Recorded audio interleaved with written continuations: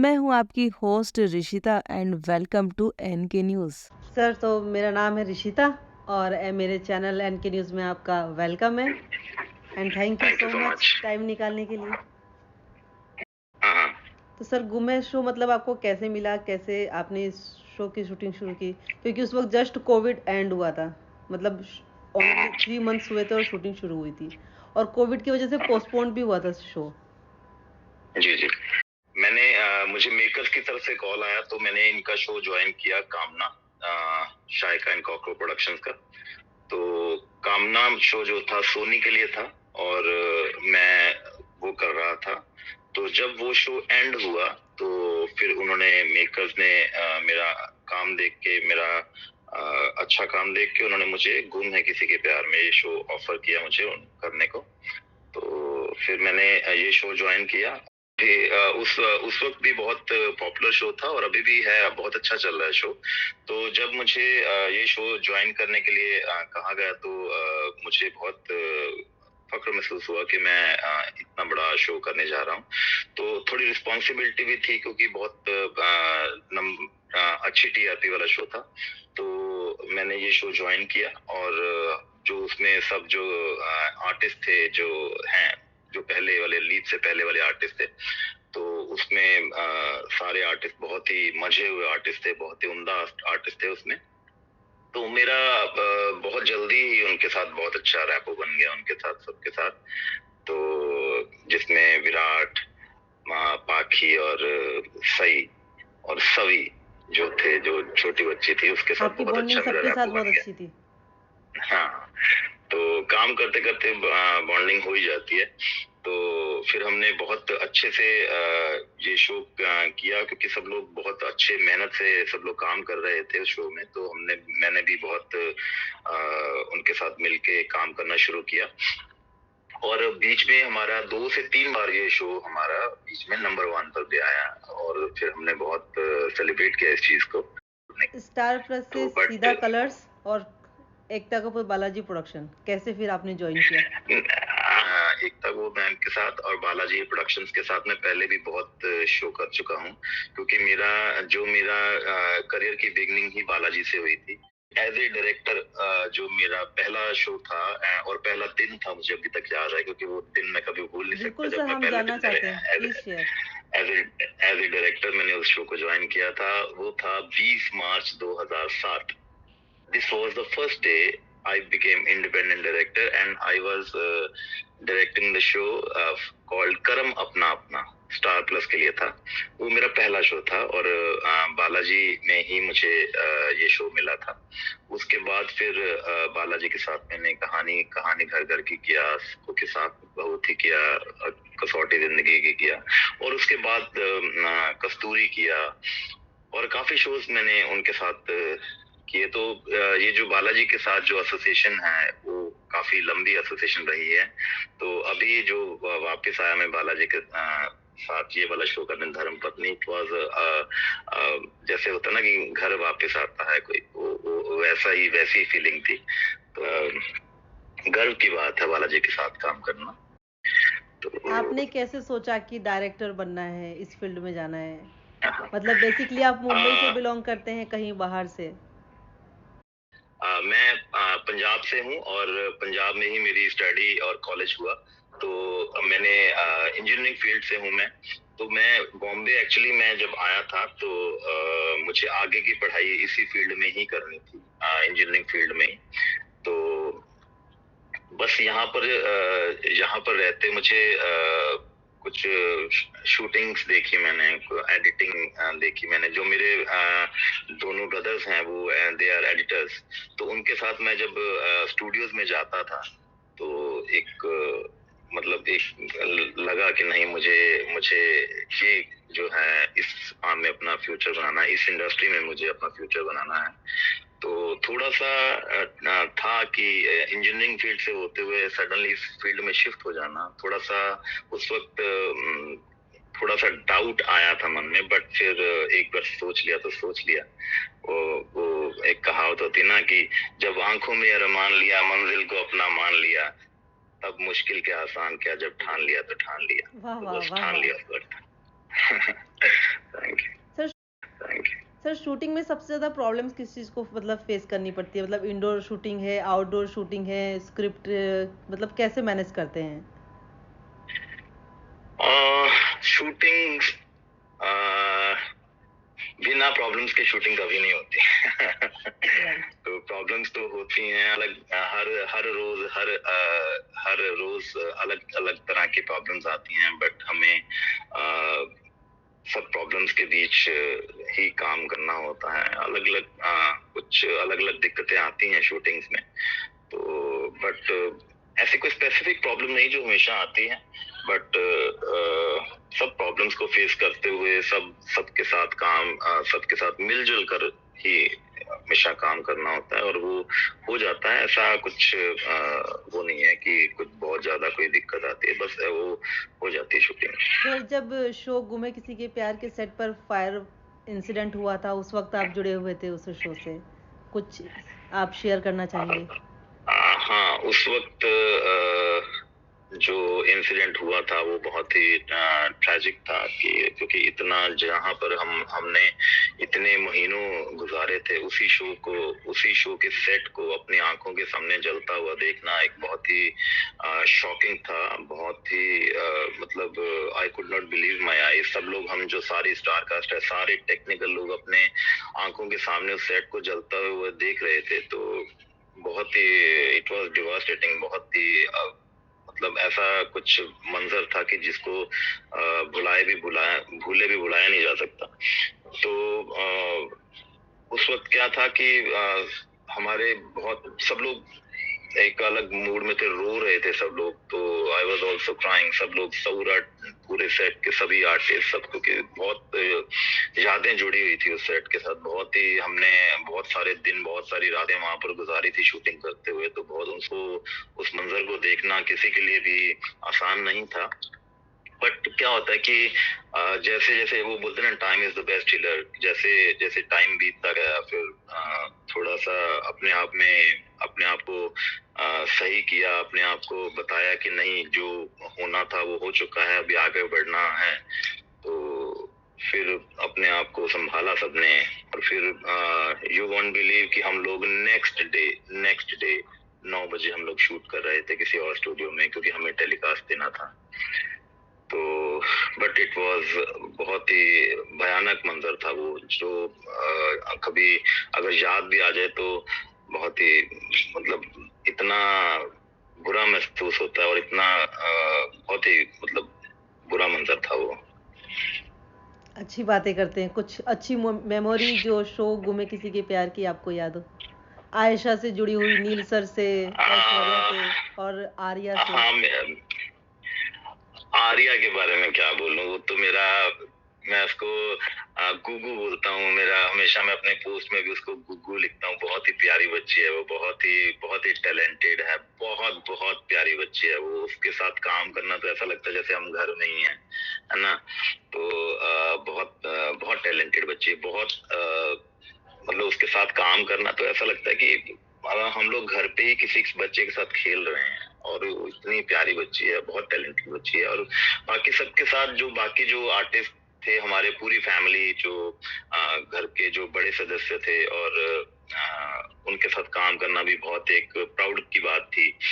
और जो विराट, सई और आयशा, ये तो मजे हुए आर्टिस्ट हैं ही। तो जब हम लोग काम कर रहे थे साथ में, तो ऐसा पता ही नहीं चलता था कि हम लोग काम कर रहे हैं। हम लोग एक फैमिली की तरह काम करते थे।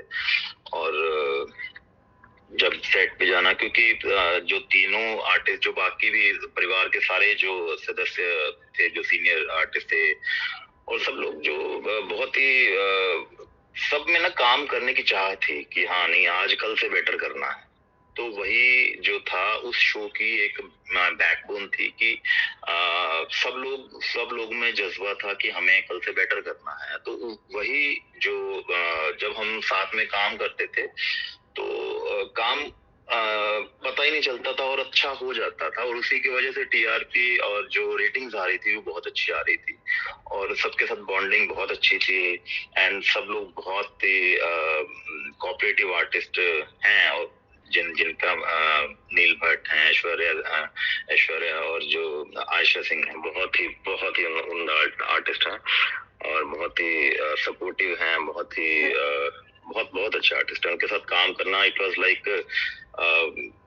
बहुत प्राउड की बात और बहुत ही अच्छी बात ही उनके साथ काम करना। बहुत मजा आया उनके साथ काम करके।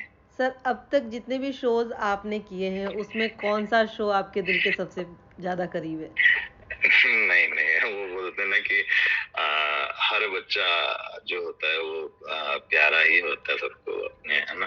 तो मैं ऐसे किसी शो का नाम तो नहीं लूंगा, बट सब शोज जो है मैं हमेशा कोशिश करता हूँ कि मैं अपना 101% दूं उस शो में। जब भी कोई भी शो करता हूँ मैं, तो मैंने हर शो में अपना 100% दिया है, 101% दिया है। तो सब जो मेरे शोज हैं वो मेरे सब शोज ही मेरे दिल के करीब हैं। तो ऐसे की कोई स्पेसिफिक शो तो नहीं है। मैंने जितना भी शोज किए हैं, सब जो जितने भी एक्टर्स के साथ काम किया, जितने भी कलाकारों के साथ काम किया, सब मेरे बहुत अजीज हैं। सबकी मैं बहुत रिस्पेक्ट करता हूँ, सब मेरी बहुत रिस्पेक्ट करते हैं। सर फिल्म में कब डायरेक्ट करने वाले हैं आप? मतलब फिल्म में डायरेक्शन करने का क्या प्लान है आगे? नहीं, अभी ऐसा कुछ सोचा नहीं है। आगे क्या है कि मैं आई गो विद द फ्लो। जैसे जैसे काम चल रहा होता है वैसे ही रहते, मैं उसके साथ ही चलता रहता हूँ। बट आगे होपफुली आगे जो आने वाले समय में आप देखेंगे कि मैं कोई मूवीज की तरफ जा रहा हूँ। बट फिलहाल एट द मोमेंट ऐसा कुछ प्लान नहीं है कि मूवीज करने का। बट अगर होगा तो मैं आपके न्यूज चैनल को सबसे पहले बताऊंगा। बिल्कुल सर। सर वैसे एक छोटा सा सवाल है, थोड़ा सा पेचीदा है। सवाल ये है सर, ऐसा कहा जाता है कि जो फिल्म के डायरेक्टर होते हैं उन्हें फिल्म की स्क्रिप्ट में, प्री प्रोडक्शन, पोस्ट प्रोडक्शन में भी कहीं ना कहीं थोड़ा दखलंदाजी करने को अलाउ होता है, लेकिन टीवी सीरियल में ऐसा नहीं होता है। मतलब अगर एक फिल्म हिट होती है तो उसका जो क्रेडिट है वो डायरेक्टर ले जाते हैं, लेकिन यहाँ जब एक शो हिट होता है तो डायरेक्टर का नंबर बहुत बाद में आता है। इसमें मतलब आपकी तरफ से कितना सच कितना झूठ? नहीं, ऐसा नहीं है। जो जो टेलीविजन है वो एक अलग मीडियम है काम करने का। टीवी एक जो फिल्म्स हैं वो अलग मीडियम है। फिल्म्स में जो एक्टर्स होते हैं उनका एक अलग अलग लेवल रहता है। बहुत एक अलग उनकी वो रहती है, अप्रोच रहती है, एक अलग उनकी स्टारडम रहता है उनका। तो हालांकि जो टीवी में हम लोग जिनके साथ काम करते हैं उनका भी एक अलग ऑरा है, सबका अलग अलग उनकी पहचान है, अलग पहचान बनाई है उन्होंने, अलग ऑडियंस है उनकी, अलग फैन फॉलोइंग है उनकी बहुत। तो दखल अंदाजी नहीं कहूंगा मैं, ये कहूंगा कि मिलजुल के काम होता है। क्या फिल्म्स में थोड़ा सा बाउंड स्क्रिप्ट होती है उसमें कि नहीं, जो उसमें बहुत सारे ड्राफ्ट्स बनाए जाते हैं, first draft, second draft, third draft, fourth draft. तो काफी ड्राफ्ट्स के बाद एक फाइनल स्क्रिप्ट लॉक होती है। तो हर जो डायरेक्टर होता है वो ये सोचता है कि जो हमने फाइनल ड्राफ्ट के अकॉर्डिंग ही ये जो प्रोडक्ट बनाया जाए। बट सीरियल में क्या होता है कि जो स्क्रिप्ट आती है उसमें काफी कुछ ऑन द स्पॉट कई बार चेंजेस करने पड़ते हैं, कुछ इम्प्रोवाइज करना पड़ता है। तो उसमें कुछ इम्प्रोवाइजेशन के चांसेस भी ज्यादा होते हैं, कुछ चेंजेस के चांसेस भी ज्यादा होते हैं, और किया भी जाता है according to the situations, according to the shooting, है ना।